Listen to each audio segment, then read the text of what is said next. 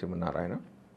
మార్చి 29, 2025 నుండి శని భగవానుడు కుంభరాశిలోంచి మీనరాశిలోకి ప్రవేశిస్తూ ఉన్నాడు. ఇలా ప్రవేశించడం ద్వారా ద్వాదశ రాశుల వారికి శని ఇచ్చే ఫలితాల గురించి మనం తెలుసుకుంటూ ఉన్నాం. కర్కాటక రాశి వారికి 9వ స్థానంలోకి సంచరిస్తున్నాడు. అంటే అప్పటి వరకు ఉన్న అష్టమ శని యొక్క ఫలితాలన్నీ కూడా తొలగిపోతాయి, పోయి కొంచెం ఊరట అనేది కలుగుతుంది. అంటే శని భగవానుడు 12వ స్థానం కానీ 1 కానీ 2 కానీ 4 కానీ 8వ స్థానంలో ఉంటే శని యొక్క ప్రభావం అనేది ఎక్కువగా ఉంటుంది. అంటే ప్రతిసారి కూడా చెడు ఫలితాలే వస్తారా అంటే ఇయ్యడంటే అది మొదటిసారి వస్తుందా, రెండవసారి వస్తుందా, మూడవసారి వస్తుందా అనేది చూసుకొని ఫలితాలు అనేది విశ్లేషణ అనేది చేసుకుంటూ ఉండాలి. అయితే ఈ 9వ స్థాన ఫలితాలనే కాకుండా తన ప్రత్యేక దృష్టి చేత 3వ స్థానాన్ని, 9వ స్థానాన్ని, 11వ స్థానాన్ని కూడా వీక్షిస్తున్నాడు. కాబట్టి ఆ ఫలితాలను కూడా శని భగవానుడు వాళ్ళకి కలగజేస్తాడు. అవి ఏమిటి అంటే అనేక రోగాలు కలుగుతాయి, దుఃఖం అనేది ప్రాప్తిస్తుంది, భార్యాపుత్రులకు కష్టాలు అనేవి కలిగే అవకాశం ఉంది, అధికారులకు ఇబ్బందులు కలుగుతాయి, వృధా ప్రయాణాలు అనేవి చేస్తారు, లాంటి స్వల్ప అశుభ ఫలితాలు కలిగిన సొంత తెలివితేటలతో అన్ని పనులు కూడా పూర్తి చేస్తారు. కొన్ని కార్యాలలో విజయాన్ని సాధిస్తారు. బంధువులతో సంతోషంగా గడిపే అవకాశాలు ఉన్నాయి. గృహ నిర్మాణ పనులు అనుకూలిస్తాయి. మనసు అనేది చాలా నిర్మలంగా ఉంటుంది. అనుకున్నవి సాధించుకుంటారు. అధికార వృద్ధి అనేది కలుగుతుంది. ఇక నక్షత్రాల వారిగా చూసుకున్నట్లయితే కటక రాశిలో ఉన్న నక్షత్రాలు ఏమిటి? పునర్వసు, పుష్య, ఆశ్లేష. అంటే పునర్వసు నక్షత్రం యొక్క 4వ పాదము, పుష్యమి నక్షత్రంలోని 4 పాదాలు, ఆశ్లేష నక్షత్రంలోని 4 పాదాలు ఉన్నాయి. ఇక పునర్వసు నక్షత్రం వారికి శని మారడం వల్ల వచ్చే ఫలితాలు ఏంటి? అన్ని విధాలుగా కొంచెం ఇబ్బందులుగానే ఉంటాయి. పుష్యమి నక్షత్రం అంటే పుష్యమి నక్షత్రం శని నక్షత్రం మీద కాబట్టి అన్ని రకాలుగా సౌఖ్యాలు అనేవి కలుగుతాయి. ఆశ్లేష నక్షత్రం ఇది బుధుడి యొక్క నక్షత్రం కాబట్టి ఆశ్లేష నక్షత్ర జాతకులకి అన్ని రకాలుగా లాభాలు అనేవి కలుగుతూ ఉంటాయి. ఇంకా ఉత్తమమైన ఫలితాలు కలగడానికి వీళ్ళు ఏం చేసుకోవాలంటే ఓం శం శనియే నమః అనే ఒక మంత్రాన్ని ఒక 108 సార్లు, అంటే శనిహోర సమయంలో, అంటే 6 నుంచి 7 మధ్య సమయంలో చేసుకున్నట్లయితే మంచి ఫలితాలు వస్తాయి. అదేవిధంగా శనివారాలు ఒక 7 శనివారాలు వెంకటేశ్వర స్వామి 7 శనివారాల వ్రతాన్ని ఆచరించాలి. వీలుంటే విష్ణుమూర్తికి సంబంధించిన ఆలయాలంటే వెంకటేశ్వర స్వామి గుడికి కానీ, రాముడి గుడి కానీ, కృష్ణుడి గుడికి కానీ సందర్శిస్తే శని దోషాలు అనేవి తొలగిపోతాయి. ఆ విధంగానే మీ దగ్గర ఉన్న ఎవరైనా పని వాళ్ళు ఉంటే వాళ్ళకి తోచినంతగా మీ ఇంట్లో ఉన్న పాత బట్టలు దానం చేయండి. దానం చేసినా కూడా మంచి ఫలితాలు అనేవి ఉంటాయి. ముఖ్యంగా వీళ్ళు ఎప్పుడు కూడా శని యొక్క ధ్యాన శ్లోకాన్ని చదువుకుంటూ ఉండాలి. ఏంటి? నీలాంజన సమాభాసం రవిపుత్రమాగ్రజం ఛాయా మాతాండు సమూతం తం నమామి శనేశ్వరం అనే మంత్రాన్ని ఎప్పుడు కూడా నిరంతరం స్మరిస్తూ ఉన్నట్లయితే వృత్తి వ్యాపారాల్లో మంచి ఫలితాలు అనేవి కలుగుతుంటాయి. ముఖ్యంగా వీళ్ళు ఈ శని భగవానుడు 9వ స్థానంలో సంచరిస్తున్నాడు. అంటే 9వ స్థానము పితృ సంబంధమైన కార్యం, భాగ్యస్థానంలో సంచరిస్తున్నాడు. కాబట్టి వీళ్ళు ఎక్కువగా తీర్థయాత్రలు సందర్శిస్తే చాలా మంచిది. మరియు ఇది తండ్రికి సంబంధించిన స్థానం కాబట్టి తండ్రితో కానీ, పెదనాలతో కానీ, చిన్నాలతో కానీ వాళ్ళు సఖ్యంగా ఉండండి. వాళ్ళతో గొడవ మాత్రం పెట్టుకోకండి. జై శ్రీమన్నారాయణ. శని ఎప్పుడూ బాధలు పెడుతూనే ఉంటాడా? శుభాన్ని ఇవ్వడా? మంచిని ఇవ్వడా?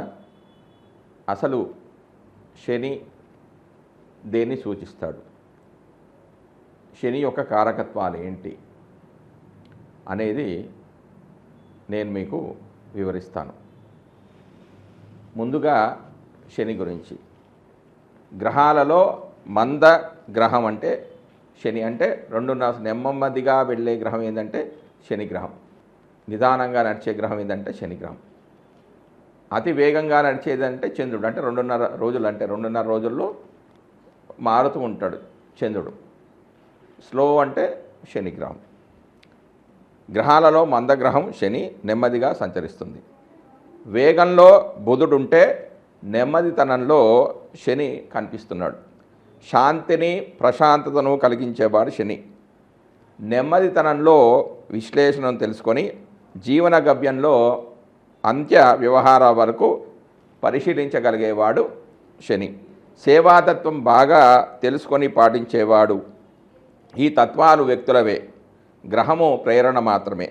సమాజంలోనూ సేవావృత్తులు అధికంగా ఉన్నాయి. ఉద్యోగాలన్నీ కూడా సేవ అంటే సర్వీస్ అనే పదంతో ముడిపెట్టినప్పటికీ నిజమైన సేవ చేసేవారు వీరంతా కూడా కాదు అనే అనిపిస్తుంది. శుభ్రం చేయడము శని యొక్క తత్వం. మనస్తత్వాన్ని, శరీరతత్వాన్ని కూడా శుభ్రం చేసి ఆధ్యాత్మిక భావాలను పెంచే శక్తి శనిగ్రహానికి ఉంది. వీధులను శుభ్రం చేయడం వంటి ఉద్యోగ వ్యవస్థకు సంకేతము శని. శరీరంలోనూ విసర్జన వ్యవస్థకు కారకుడు శని. శని కారకత్వం సరైన విధంగా లేకుంటే విసర్జన పదార్థాలు ఎక్కడికక్కడే ఉండి పోతాయి, వెంటనే వ్యాధులు కలుగుతాయి. అందుకే సమాజానికి శని అంటే భయం. అంతేకాకుండా వేగవంతమైన భావన కూడా నెమ్మదిగా పనిచేసేవాడు కావడం వల్ల ప్రస్తుతం ఉన్న వేగవంతమైన సమాజంలో ఇమడిపోవడం కష్టతరమవుతుంది. సమాజ అవసరాలకు అనుగుణంగా మారడం కోసమే శనితత్వాన్ని మార్పులు చేసే ప్రయత్నం చేయడమే శాంతి విధానం. పూజలు, పునస్కారాలు, ఈ ప్రయత్నాలతో ఆకాశంలో గ్రహమేమీ కూడా మారదు. ఆ గ్రహం ప్రేరణగా భావించే శరీరతత్వంలో, మనస్తత్వంలో మార్పులు అనేవి వస్తాయి. ఆ ప్రయత్నాలు తనను తాను తీర్చిదిద్దుకోవడంలో సహకరిస్తాయి. అందుకే జ్యోతిష్యం లోకంలో గణనీయమైన నయనస్థానాన్ని పొంది రాబోయే మంచి చెడులను చూడగలుగుతుంది, ఊహించగలుగుతుంది. శరీరంలో బద్ధకానికి అసలైన కారకుడు ఎవరంటే శని. వ్యాధులు మలబద్ధకంతో మొదలవుతాయి. వీటికి ప్రతీకగా జలాన్ని ఇవ్వడం ద్వారా కొంత మార్పు అనేది ఉంటుంది. వాయుతత్వ గ్రహం ఏంటంటే శని. గ్యాస్ ట్రబుల్ అనే కడుపు నొప్పికి కారకుడు శని. అదేవిధంగా వాతతత్వానికి చెందిన మోకాళ్ళ నొప్పులు మొదలైన వాటికి కూడా కారకుడు ఇతనే. విసర్జన వ్యవస్థకు సంబంధించిన అన్ని లోపాలకు శని కారకుడు. ఇవన్నీ వ్యక్తులలో, సమాజంలో గమనించి ఏర్పాటు చేసినవే. బద్ధకాన్ని తొలగించుకోవడానికి అవసరమైన శారీరక శ్రమ, ప్రాణాయామము, యోగాసనాలు వంటి వాటి వల్ల శని వల్ల కలిగే దోషాన్ని తొలగించవచ్చు. శరీరానికి కొంత వేడిని కలిగించే ఆహార పదార్థాలను ఆహారంలో వినియోగించుకోవడం వల్ల కొన్ని లోపాలు నివారించబడతాయి. నువ్వులు, మిరియాలు వంటి ద్రవ్యాలలో ఇటువంటి భావనలు అనేవి ఉంటాయి. వాటి వినియోగం వల్ల శని దోషాలు కొన్ని తొలగిపోయి చైతన్యవంతమైన, వేగవంతమైన మనస్తత్వం అనేది ఏర్పడుతుంది. దాని నుండి శరీరంలోని బద్ధకం అనేది తొలగిపోతుంది.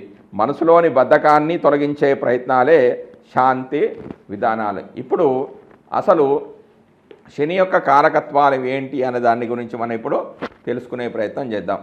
శని కారకత్వాలు: ఆయుర్విపత్తి, పరవంచన శక్తి, మోహావ్యాధ నిధాన కారణ జీవనాన్ని, మాలిన్య వస్త్ర భయశీసక దుర్మతిత్వ శూద్రాలుయ విషయో భృతాకోర్కసుని అని భావమందిర్లోని 52వ శ్లోకంలో శని కారకత్వాల గురించి తెలియజేయడం జరిగింది. వీటి యొక్క అర్థం ఏంటంటే, ఆయువు, ఆపదలకు కారకుడు శని.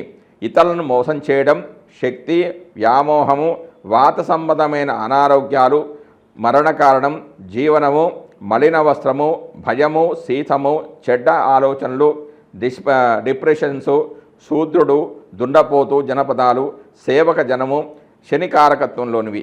లోభం, మోహం, జాతి భ్రష్టత, రోగము, పేదరికము, అపవాదు, నీచ జనాశ్రయము, వ్యవసాయము, ఇనుము, తగరము, కుధాన్యాలు, సన్యాసము, చిన్న కంకణము, కొర్రలు, ఆళ్ళు, మినుములు, నువ్వులు, ఉప్పు, నల్లని వస్తువులు, నూనెలు, మారక యుగం మొదలైనవి అన్నీ కూడా శనికారకత్వాలని ఉత్తర కాలామృతాది గ్రంథంలో చెప్పబడింది.